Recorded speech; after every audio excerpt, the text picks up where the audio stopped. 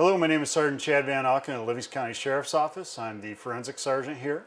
There's 5 evidence technicians, including myself, that work at the Sheriff's Office. These deputies have additional training, 80 hours of basic evidence tech training and additional training later on. They do everything from a homicide to a criminal mischief and everything in between. There's a lot of techniques I'm going to show you today, but right now I want to first get started and show you what we do to log in evidence.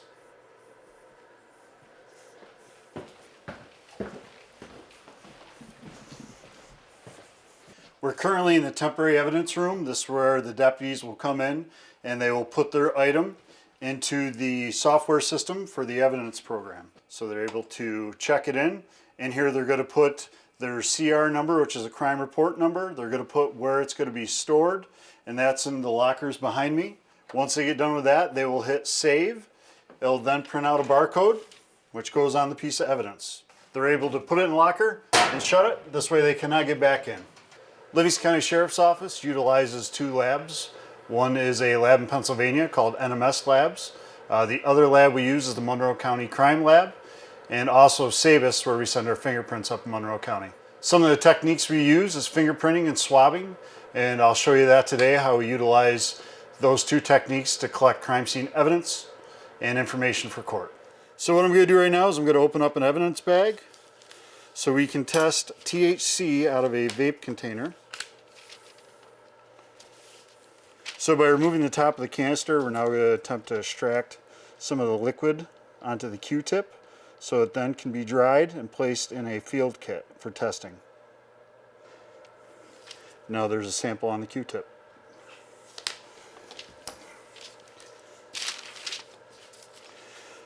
We're going to cut the top of the Q-tip off to allow it to be separate and dry from the wooden handle.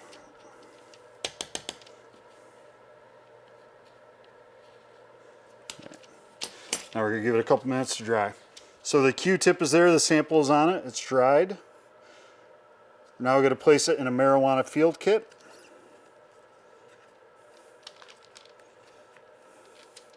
Going to seal the top of the kit.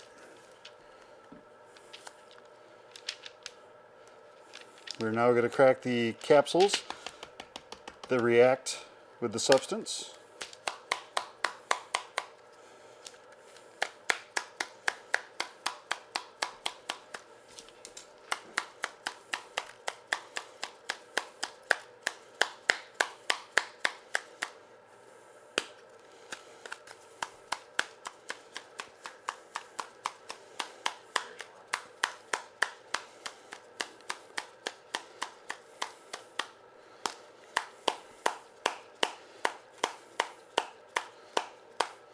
So we now compare the chemical color to the index on the side of the field kit. And as you can see, and if you're able to see it in the camera, there is separation in the chemical, which matches the indicator on the side of the field kit. So once we're done collecting the sample from the piece of evidence, we place it back in the original bag. We write down the pertinent information on there, and then what we're going to do next is seal it right back up.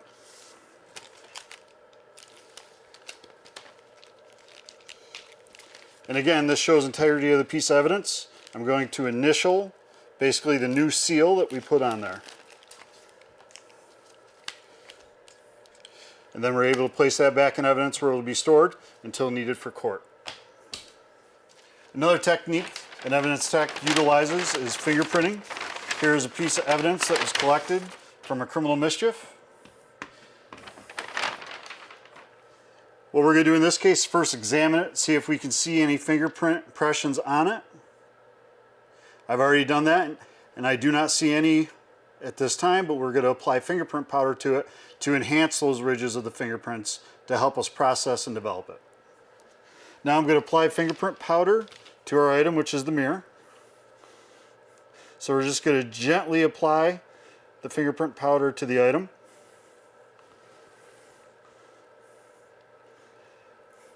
And what this does, the fingerprint powder will stick to oil and grease, anything that was on the fingers.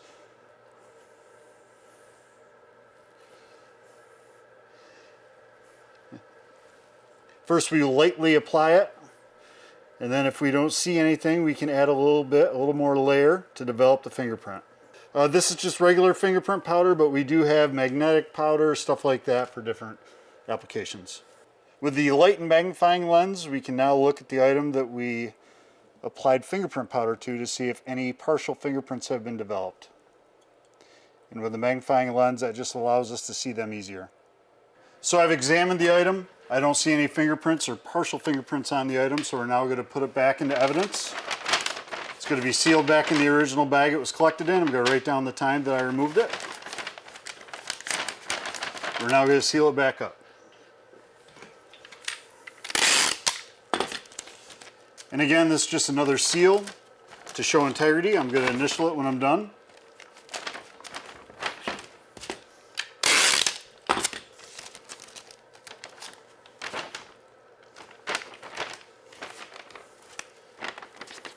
And then this item is ready to go back into long-term storage till needed. Once a piece of evidence is taken from the temporary evidence room, it then goes past this door into long-term storage. Once it's in the long-term storage area, we'll then place it in one of the boxes. Everything is detailed on where it's going to be stored, so we can go through our program and look up exactly where it's going to be, and I can retrieve it for court purposes or for training or whatever we need the item for. In 2014, Sheriff Doherty went to great strides to updating our evidence room. One of the spots is right here. These shelves are all movable, and it's able to contain double the storage on one of these shelves that we were able to in the old evidence area. I'd like to thank everybody for watching. If you have any suggestions for future content, drop a comment below and something we can do either on the forensic side of the Sheriff's Office or any other specialty team. If you need to reach us, 243-7100 is a non-emergency number for the Sheriff's Office, or you can always call 911 if it's an emergency. Thank you.